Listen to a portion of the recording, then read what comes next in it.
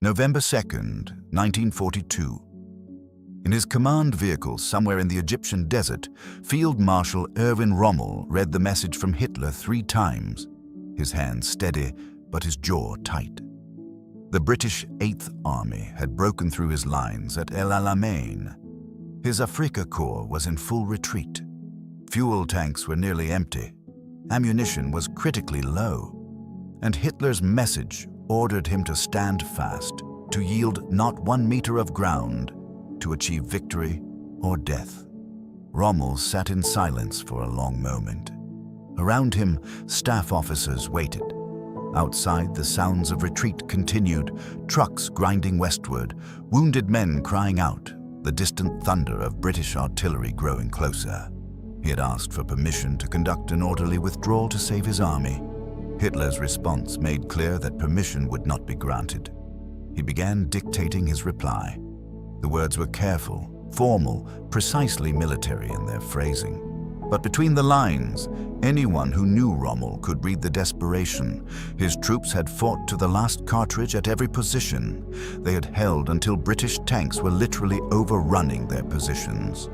The order to stand fast was physically impossible to execute. The army would be destroyed. He sent the message. Then he ordered the retreat to continue. That moment, that exchange of messages on November 2nd, marked the beginning of a 6-month collapse that would end with the surrender of over 275,000 Axis troops in Tunisia. And throughout those 6 months, the reactions of German High Command would reveal a chasm between reality in North Africa and perception in Berlin, between what field commanders knew to be true and what Hitler was willing to believe. The gap between those two realities would kill tens of thousands of men. Hitler's stand-fast order was not unusual. He had issued similar commands before, most notably during the winter crisis outside Moscow the previous year. In that case, his refusal to allow retreat had arguably prevented a complete collapse. He believed his will had saved the Eastern Front. Now he expected his will to save North Africa. But North Africa was not Russia. The distances were different. The supply situation was catastrophic in a different way. And most critically, Rommel's army was not dug into winter positions with some hope of resupply. It was a mobile force in full retreat, burning its last fuel, firing its last ammunition, pursued by an enemy with overwhelming material superiority. None of this mattered to Hitler. In the map room of his headquarters in East Prussia, North Africa was a front line on a map, a position to be held, a matter of will and determination. The physical realities, the fuel gauges reading empty, the supply ships sinking in the Mediterranean, the actual tactical situation, these were details that interfered with the clarity of his strategic vision. Rommel disobeyed the stand-fast order. He had no choice. To obey would have meant the immediate destruction of his entire force. So he retreated, sending increasingly desperate messages to justify each withdrawal, each abandoned position, each 100 kilometers given up. And with each message, he painted a clearer picture of catastrophe. The British had over 1,000 tanks. Rommel had fewer than 30 operational. The British had unlimited ammunition. Rommel's artillery was rationing shells. The British had fuel to maneuver freely. Rommel's vehicles were being abandoned when they ran dry. These were not excuses, they were mathematical facts. The Afrika Korps was being arithmetically eliminated. In Berlin, the reaction evolved through stages, each one revealing different layers of German command culture. At the operational level, the officers of the Oberkommando der Wehrmacht, the OKW, understood immediately what Rommel's messages meant. These were professional soldiers. They could read a tactical situation. They knew what fuel shortages meant for a mechanized army. They knew what ammunition shortages meant for defensive positions. They knew that Rommel was describing an army in the process of disintegration. But their understanding did not translate into action. The OKW's role was not to make strategic decisions. It was to transmit Hitler's orders and to provide the staff work to implement those orders. Field Marshal Wilhelm Keitel, the OKW chief, was known throughout the German military as a yes man, someone who would never contradict Hitler, who would find reasons to justify whatever Hitler decided. His chief of operations, Alfred Jodl, was more independently minded but ultimately no more willing to directly challenge Hitler's judgment. So the OKW's response was to demand more information, to question Rommel's assessments, to suggest that perhaps the situation was not quite as dire as Rommel claimed. They asked about Italian units that might be used to hold positions. They suggested tactical adjustments that might conserve fuel. They transmitted Hitler's continuing insistence that ground must not be yielded. They did everything except acknowledge the fundamental reality. The Afrika Korps was beaten and in full retreat. At the strategic level, the reaction was even more disconnected from reality. Hitler's view of North Africa was shaped by his broader strategic situation.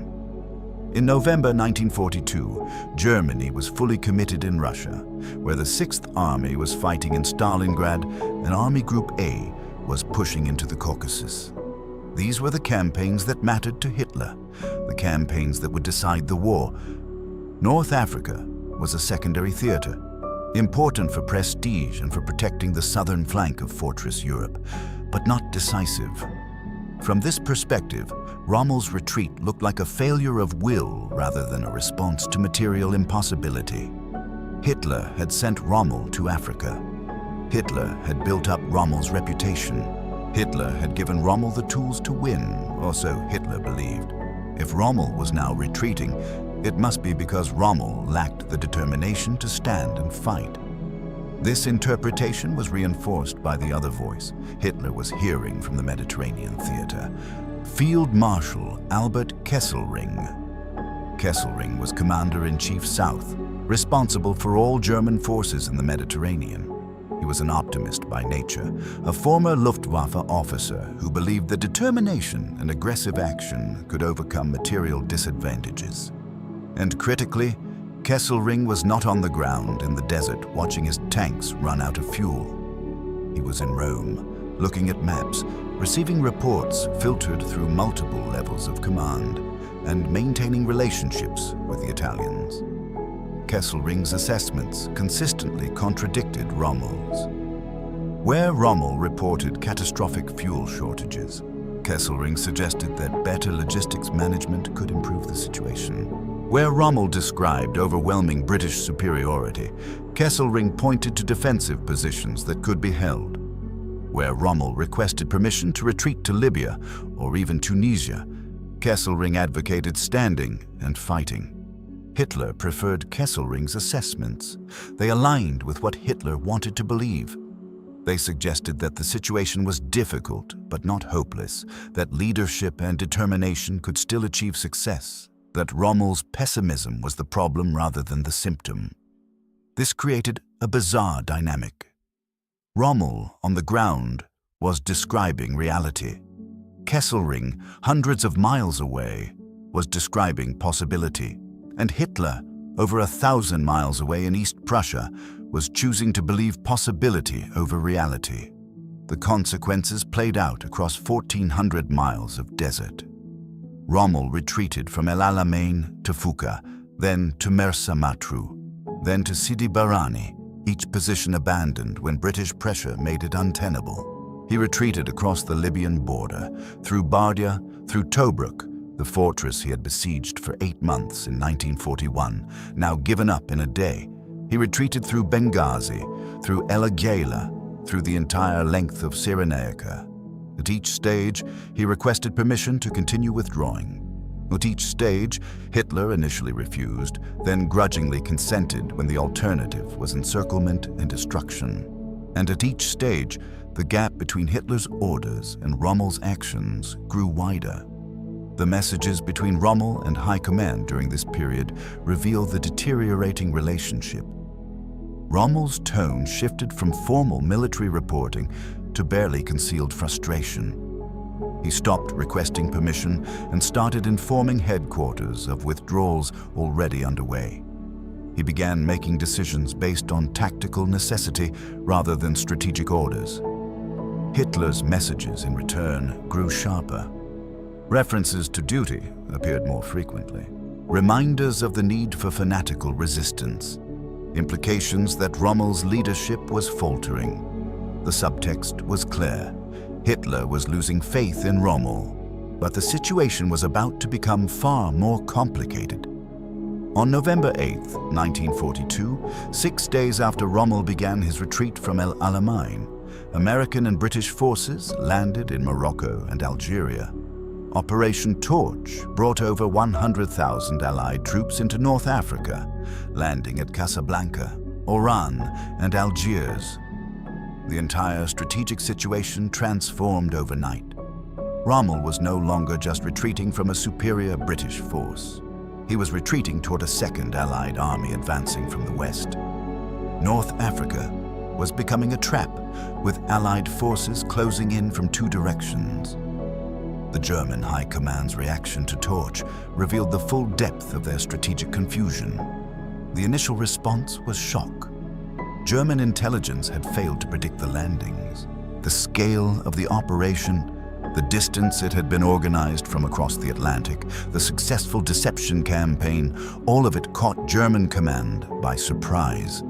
For several hours, there was genuine uncertainty about what was happening and what it meant. Then Hitler made a decision that would define the final chapter of the North African campaign. Instead of recognizing that the Axis position in North Africa had become untenable, instead of attempting to evacuate Rommel's experienced troops while there was still time, Hitler decided to reinforce. He ordered troops rushed to Tunisia. He ordered the Luftwaffe to establish air superiority over the Tunisian coast. He ordered the Italian Navy to run supply convoys at maximum effort. He committed to holding North Africa, not just as a temporary defensive measure, but as a permanent strategic position. The reasoning behind this decision was complex and revealed Hitler's strategic thinking at this critical moment of the war. Tunisia, he believed, was different from the open desert. It had mountains, defensive terrain, ports that could be supplied across the relatively short distance from Sicily. The Allies would have to attack prepared positions rather than maneuver in open terrain. German troops, properly supplied and led, could hold Tunisia indefinitely. More importantly, holding Tunisia protected Sicily and Italy. If North Africa fell, the Allies would have a jumping-off point for invading southern Europe. The entire Mediterranean would be at risk. Better to fight in Tunisia than in Sicily or on the Italian mainland. There was logic to this analysis. Tunisia did offer better defensive terrain.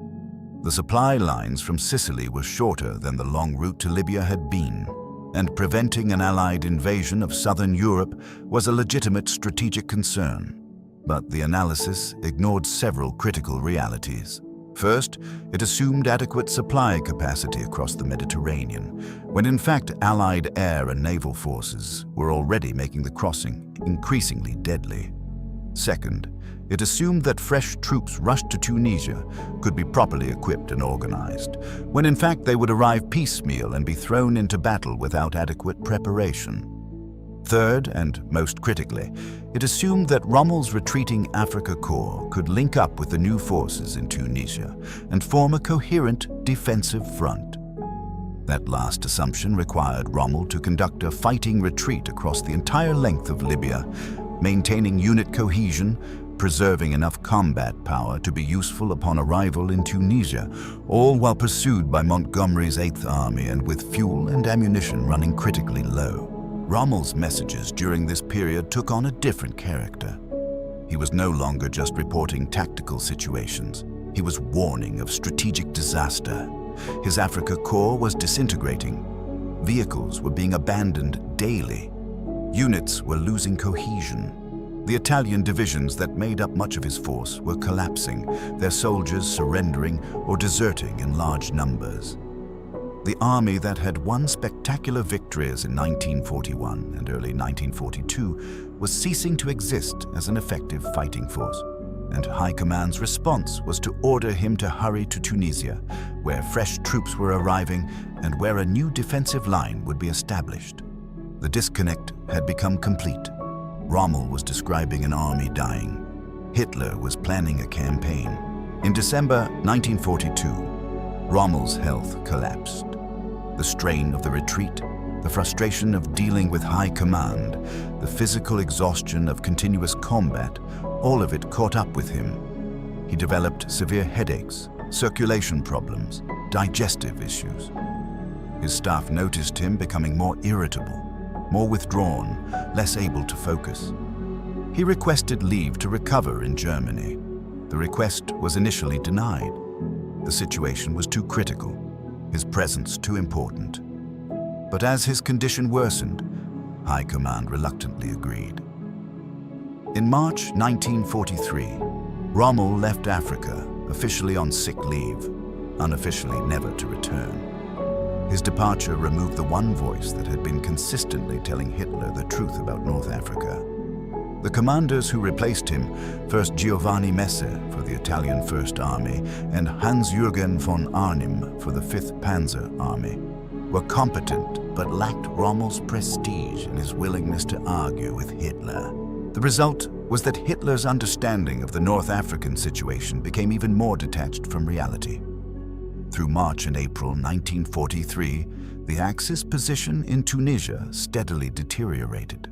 The Allies tightened their grip on the perimeter. Supply convoys from Sicily faced increasingly heavy air attacks. Fuel shortages became critical. Ammunition stocks dwindled. The Luftwaffe lost air superiority. And the messages from Tunisia to Berlin took on an increasingly desperate tone. Von Arnim's reports documented the collapse in clinical detail. He listed the units that were combat ineffective due to losses. He provided figures on fuel consumption versus fuel received. He described the tactical situation in each sector, the Allied pressure building, the defensive lines bending. But he also, like Rommel before him, requested permission to conduct tactical withdrawals, to shorten the defensive perimeter, to consolidate forces. And like Rommel before him, he received orders to hold every position, to conduct counterattacks, to maintain aggressive defense. The pattern had become institutionalized. Field commanders reported reality. High Command ordered them to change reality through willpower.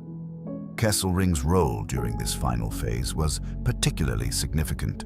He remained optimistic about Tunisia's defensibility, even as the situation became obviously hopeless.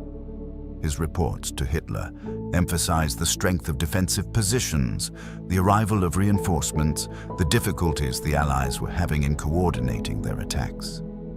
Some historians have debated whether Kesselring genuinely believed his optimistic assessments, or whether he was telling Hitler what Hitler wanted to hear. The evidence suggests a mixture of both. Kesselring was by nature an optimist, someone who looked for opportunities rather than dwelling on difficulties. But he was also a skilled political operator who understood how to maintain Hitler's confidence. Whatever his motivations, his assessments gave Hitler reason to continue believing that Tunisia could be held, even as the tactical situation made that increasingly impossible. By late April 1943, the end was approaching. Allied forces had compressed the Axis perimeter into a small pocket in northeastern Tunisia. Over 250,000 Axis troops were trapped, their backs to the sea, with no possibility of evacuation and no possibility of breaking out. The supplies getting through from Sicily had dwindled to a trickle. Fuel was so scarce that tanks were being used as stationary pillboxes. Ammunition was being strictly rationed. Food supplies were running low. Medical supplies were exhausted. And still, the orders from Berlin were to hold, to fight, to resist. On May 6th, the Allies launched their final offensive. British forces attacked toward Tunis from the west. American forces attacked toward Bizerte from the northwest. French forces pressed from the south. The Axis perimeter collapsed in days. Von Arnim's final messages to Berlin described the disintegration. Units were surrendering en masse. Defensive lines were evaporating. Command and control was breaking down. The end was imminent. Hitler's response was to order continued resistance. Every position was to be held. Every man was to fight to the last. Tunisia was to become another Stalingrad, a fortress that would tie down Allied forces and demonstrate German determination. But Tunisia was not Stalingrad. There was no possibility of relief. There was no possibility of resupply. There was no strategic purpose to continued resistance except to delay the inevitable by days. On May 13, 1943, the last Axis forces in Tunisia surrendered. Over 275,000 men went into captivity, including 100,000 Germans. It was one of the largest surrenders in military history, comparable to Stalingrad 4 months earlier. The reaction in Berlin was stunned silence. Hitler had lost 2 armies in 5 months. 6th Army at Stalingrad in February. The Afrika Korps and its reinforcements in Tunisia in May. Over 500,000 men killed or captured. Entire divisions erased from the order of battle. Years of training and equipment lost. And unlike Stalingrad, where the surrounded troops had fought to literal destruction, in Tunisia, over 200,000 men had surrendered while still capable of fighting. They had given up because continued resistance was pointless, because they were out of supplies, because the situation was hopeless. This was the part Hitler could not accept. In the days following the surrender, Hitler's comments about North Africa revealed his interpretation of what had happened. He did not acknowledge that his strategy had been flawed, that his refusal to evacuate when evacuation was possible had doomed the troops, that his insistence on reinforcing Tunisia had simply provided more prisoners for the Allies. Instead, he focused on the surrender itself. The troops had given up. They had not fought to the last man. They had not demonstrated the fanatical resistance he had ordered. The failure was not strategic. It was moral. This interpretation would have profound consequences for how Hitler conducted the rest of the war. The lesson he took from North Africa was not that he needed to listen to field commanders, not that material realities mattered, not that willpower alone could not overcome impossible situations. The lesson he took was that German soldiers needed to be more fanatical, more willing to die, more resistant to the temptation to surrender. The stand-fast orders would become more frequent and more absolute. The punishment for unauthorized withdrawal would become more severe. The expectation that units would fight to complete destruction would become standard. North Africa had taught Hitler exactly the wrong lesson. For the field commanders, the survivors who had tried to tell the truth and been ignored, the collapse of North Africa was vindication and tragedy mixed together. They had been right about the tactical situation. They had accurately assessed what was possible and what was not. They had tried to save their men, and they had been overruled at every stage by a command structure that preferred comforting illusions to uncomfortable realities. Rommel, recovering in Germany, learned of the final surrender while on sick leave. His reaction, recorded in letters and later memoirs, was bitter resignation. He had known this was coming. He had warned it was coming. He had begged for permission to evacuate while evacuation was possible, and he had been ignored. The 250,000 men who surrendered in Tunisia included many who had served under him in the Afrika Korps, who had fought across the desert, who had trusted that their commanders knew what they were doing. Now they would spend the rest of the war in prisoner camps, not because they had been defeated in battle, but because High Command had refused to accept defeat when accepting it might have saved them. The gap between what German High Command said and what German High Command knew was never wider than in those final months of the North African campaign. The messages sent from Tunisia described disaster. The orders sent from Berlin demanded miracles, and in between, thousands of men died or went into captivity because the people making strategic decisions refused to acknowledge what the people fighting the battles were telling them. It was a pattern that would repeat, with variations, on every front for the rest of the war. The Eastern Front, the Western Front, Italy, the final battle for Germany itself, all would see the same dynamic. Field commanders reporting impossible situations, high command ordering impossible solutions, and soldiers dying in the gap between reality and ideology. North Africa was where that pattern became fully established, where the mechanisms of self-deception and willful blindness became institutionalized at the highest levels of German command. The words German High Command said when North Africa collapsed revealed not just their reaction to a military defeat, but the fundamental dysfunction that would characterize German strategic decision-making for the remainder of the war. They said hold when withdrawal was necessary. They said fight when surrender was inevitable. They said victory was possible when defeat was certain. And they kept saying these things, kept issuing these orders, kept demanding these impossibilities, even as the evidence mounted that their words had lost all connection to the reality their soldiers faced. That was what German High Command said when North Africa collapsed. And that was why the collapse, when it came, was so much worse than it needed to be.